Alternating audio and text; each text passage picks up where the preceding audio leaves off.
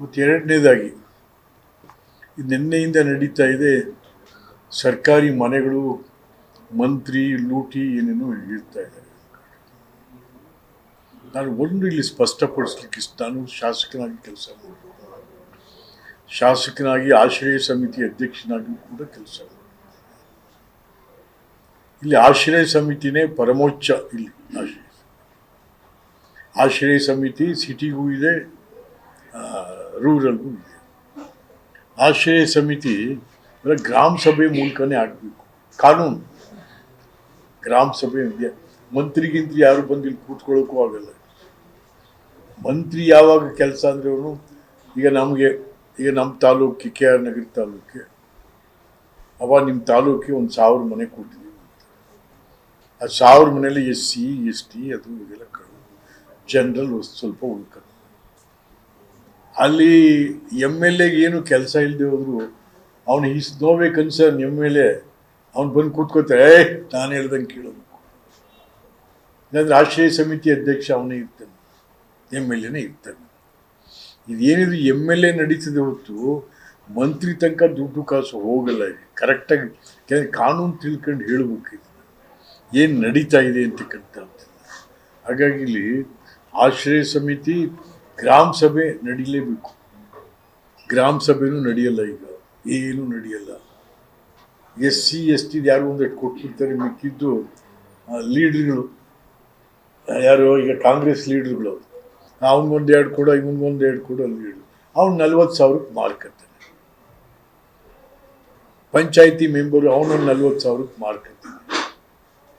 So ಹಂಗಾಗಿ ಮಾರಾಟ ಇಲ್ಲಿ ನಡೀತದೆ ಹೊರತು ಬೆಂಗಳೂರು ವಿಧಾನಸೌಧದಲ್ಲಿ ಮನೆಗಳ ಮಾರಾಟ ನಡೆಯಲ್ಲ.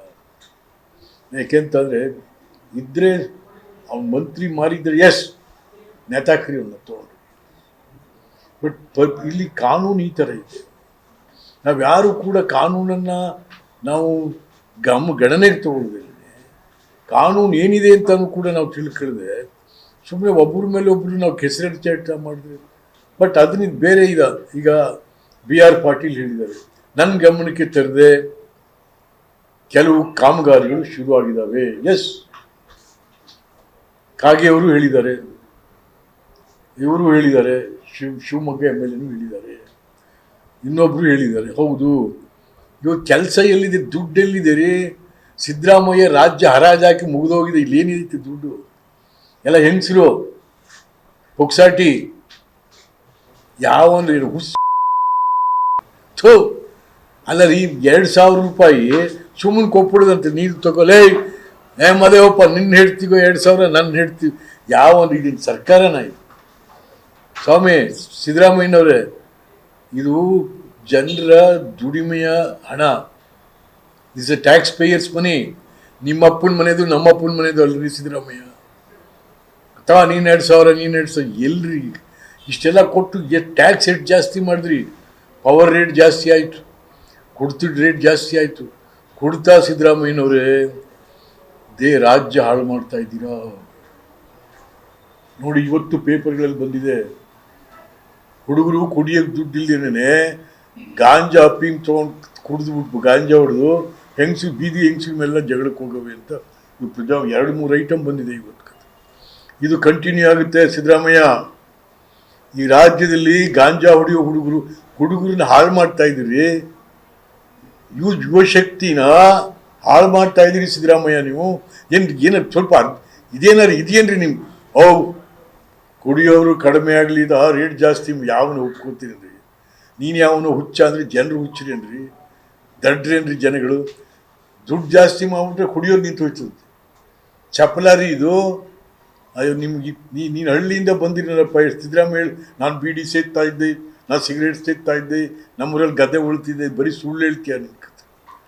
ನಮ್ಮೂರಲ್ಲಿ ಗದ್ದೆ ಉಳ್ತಾ ಇರ್ತಾರೆ, ಏನ್ರೇ ಮೈಲಿಯವರೇ, ಗದ್ದೆ ಉಳ್ತಾ ಇರ್ತಾನೆ. ಚಟ, ಬೀಡಿ, ಬೆಂಕಿಪಟ್ಟಣ ಇಲ್ಲ.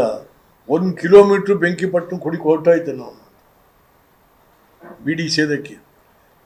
ಚಪಲ ಇವು. ಆದ್ದರಿಂದ ಈ ಚಪಲ ಇವತ್ತು ಕರ್ನಾಟಕ ರಾಜ್ಯದ ಯುವಕರನ್ನ ಬಲಿ ತಗೋತಾ ಇದೆ. ಯುವಕರನ್ನ ಬಲಿ. ಗಾಂಜಾ ಅಫೀಮ್ ಎಲ್ಲ ಕಡೆಗೂ ಶುರು ಆಗೋಗಿದೆ. ಈಗ ಎಲ್ಲಿ ತತ್ತಂದ್ರೆ ಈಗ ಖಾಲಿ ಇದ್ರೆ 100 ರೂಪಾಯಿ ಆಗಿದೆ. ಯಾವುದು ನಾವು ಯಾವುದೋ ಸುಮಾರಾಗಿರೋದು ಹೇಳ್ತೀವಲ್ಲ, ಆ 30 ರೂಪಾಯಿದು 100 ರೂಪಾಯಿ ಆಗೋಗಿದೆ. ಒಂದು ಬಿಯರು 220 ರೂಪಾಯಿ ಆಗಿದೆ. ಸ್ಟೂಡೆಂಟ್ಸ್ ಎಲ್ಲ ಬಿಯರ್ ಕುಡಿತೀವಿ, ಬೀರಿಲ್ಲ ಈಗ. ಗಾಂಜಾ ಸಿಗರೇಟ್ ಒಳಗೆ ಹಾಕೊಂಬಿಟ್ಟು ಗಾಂಜಾ ಹೊಡಿತಾವ್ರೆ ಇಟ್ಲೆಲ್ಲವ. ಇದೇನ್ರಿ ಆಡಳಿತ? ಇದೇನು ಆಡಳಿತ? ಛೇ ಛೇ ಛೇ ಛೇ, ಹಾಳು ಬಿದ್ದೋಯ್ತು ಹೋಗತ್ತೆ. ಸಿದ್ದರಾಮಯ್ಯನ ಕೈಲಿ ರಾಜ್ಯ ಕೊಟ್ಟು ರಾಜ್ಯ ಹಾಳು ಬಿದ್ದೋಯ್ತು ಹೋಗ. ಹಂಗಾಗಿ ಗ್ರಾಮ ಸಭೆ ವಿಡಿಯೋ ಮಾಡಬೇಕು, ವಿಡಿಯೋ ಮಾಡ್ತಾರೆ ಯಾರ್ಯಾರಿಗೆ ಕೊಟ್ಟು ಇದನ್ನ ಅಂತೇಳಿ, ಅದೆಲ್ಲ ಆಗ್ಬೇಕು. ಆಮೇಲೆ ಸ್ಕಿಲ್ ಬೇಸ್ಡ್ ಇದಾವೆ ಕೆಲವು. ಸ್ಕಿಲ್ ಬೇಸ್ಡ್ ಯಾವುದು ಮನೆಗಳು ಕೊಡೋದು? ನಾವು ಮೀನುಗಾರರಿಗೆ ಕೊಡ್ತೀವಿ. ಆಮೇಲೆ ನಮ್ಮ ವಿಶ್ವಕರ್ಮದವ್ರಿಗೆ ಗುಳ ಗುದ್ಲಿ ಮಾಡುವ ಸ್ಕಿಲ್ ಬೇಸ್ಡು ಇದಾವೆ ಕೆಲವು. ಹಾಗಾಗಿ ಆಮೇಲೆ ಪ್ರಧಾನ ಮಂತ್ರಿ ಯೋಜನೆಯಲ್ಲಿ ಮನೆಗಳು ಬರ್ತವೆ. ರಾಜೀವ್ ಗಾಂಧಿದು ಇನ್ನೂ ಇದೆ. ಹಿಂಗೆ ಬೇಕಾದಷ್ಟು ಥರ ಸ್ಕೀಮ್ಗಳಲ್ಲಿ ಇದು ಬರ್ತದೆ. ಮಂತ್ರಿ ದುಡ್ಡು ಹೊಡಿತಾನೆ, ಇದರಲ್ಲಿ ಮಂತ್ರಿ ಹೊಡಿತಾನೆ ಎಲ್ಲಿ? 10% 1 ಕೋಟಿ ರೂಪಾಯಿ ಇದು ಸ್ಯಾಂಕ್ಷನ್ ಮಾಡಿದ್ರೆ 10,000 ರೂಪಾಯಿ 10 ಲಕ್ಷ ಹೊಟ್ಟೋಗ್ಬೇಕು ಅವನಿಗೆ. ಅಲ್ಲಿ ದುಡ್ಡು ಹೊಡಿತಾ ಇದ್ದೆ. ಮನೆಗಳಲ್ಲಿ ಎಲ್ಲಿ ಎಂಥದ್ದು ಇಲ್ಲ. ಯಾರು ಕತೆ? ಈಗ ಎಲ್ಲಿ PWD ಇರಿಗೇಷನ್, ಪೌರ ಕಾರ್ಮಿಕದ್ದು, ಇದ್ರದ್ದು RDP, DPR, ನಮ್ಮ ZP, ಇವೆಲ್ಲ by way of third party ಕೆಲಸ ಮಾಡ್ತಾರಲ್ಲ, ಅಲ್ಲಿ 10% ಗ್ಯಾರಂಟಿ ಹೋಗಿ ಹೋಗ್ತದೆ. ಅದು 10% ಅವ್ನು ಕೆಲಸ ಸ್ಟಾರ್ಟ್ ಮಾಡೋ ಹೊತ್ತಿಗೆ 25% ಕೊಟ್ಬಿಟ್ಟು ಬಿಕ್ಕಿದ್ದು. ಅದು ಕರೆಕ್ಟ್. ಅದ್ರ ಬದಲು ಮನೇಲಿ ಏನೋ ದುಡ್ಡು ತೊಗೊಂಡೋಗ್ತಾನೆ ಮಂತ್ರಿ ಇರ್ತಕ್ಕಂಥದ್ದು. ಇದು ನನಗೆ ಗೊತ್ತಿರೋ ನನ್ನ ಅನುಭವದಲ್ಲಿ. ಯಾಕೆ ನಾನು MLA ಆಗಿ ಕೆಲಸ ಮಾಡಿದ್ದೀನಿ, ಮಂತ್ರಿಯಾಗಿ, MP ಆಗಿ, ಈಗ MLC ಆಗಿ ಕೆಲಸ ಮಾಡಿ. ನನ್ನ ಅನುಭವದಲ್ಲಿ ಈ ಮನೆ ವಿತರಣೆ ಮಾಡುವಂಥ ವಿಚಾರದಲ್ಲಿ ಮಂತ್ರಿಗೆ ಹೋಗೋದು ಇಲ್ಲಿ ನಮ್ಮ ಕಾಂಗ್ರೆಸ್ ಪಾರ್ಟಿ ಲೀಡರ್ಗಳು, ಆಮೇಲೆ ಯಾರ್ಯಾರು ಇರ್ತಾರಲ್ಲ ಅವ್ರು ತಗೊಂಡದ್ದು. MLAಗೆ ಒಂದು 20 ಮನೆ ಸಿಗುತ್ತೆ. MLAನೂ ಮಾರಲ್ಲ. MLA ಏನು ಮಾಡ್ತಾನೆ? ಶಿಷ್ಯರಿಗೆ ತಗ, ನೀನೊಂದು 2 ತಗೊಳ, ನೀನೊಂದು 2, ಅವ್ರು 40,000 ರೂಪಾಯಿನಂಗೆ ಮಾರ್ತಾರೆ. ಇದು ಯಾವ ಊರಲ್ಲಿ ಹೋಗ್ರಿ ಕೇಳ್ರಿ ನೀವು. ನಮ್ಮ ಪತ್ರಿಕೆಯವರು ಒಂದ್ಸರಿ ಊರೊಳಗೆಲ್ಲ ಹೋಗಿ ಬಂದ್ಬಿಡ್ರಿ, ಮತ್ತೆ ನೋಡ್ರಿ ಇಲ್ಲಿ ಮನೆ ಕೊಟ್ಟವ್ರಲ್ಲಿ ಹೆಂಗೆ ಕೊಟ್ಟರು ಏನು ಅಂತಂತೇಳಿ ಗೊತ್ತಾಯ್ತದೆ. ಹಾಗಾಗಿ ಎರಡೂ ವಿಚಾರಗಳನ್ನು ತಮ್ಮ ಜೊತೆ ಮಾತಾಡಬೇಕು ಅಂತಂತೇಳಿ ನಾನು ಇವತ್ತು ಬಂದೆ. ಸ್ವಾಮಿ, ತಾವೆಲ್ಲ ಬಂದಿದ್ದೀರಾ, ಸ್ವಾಗತ ಮಾಡ್ತೀನಿ.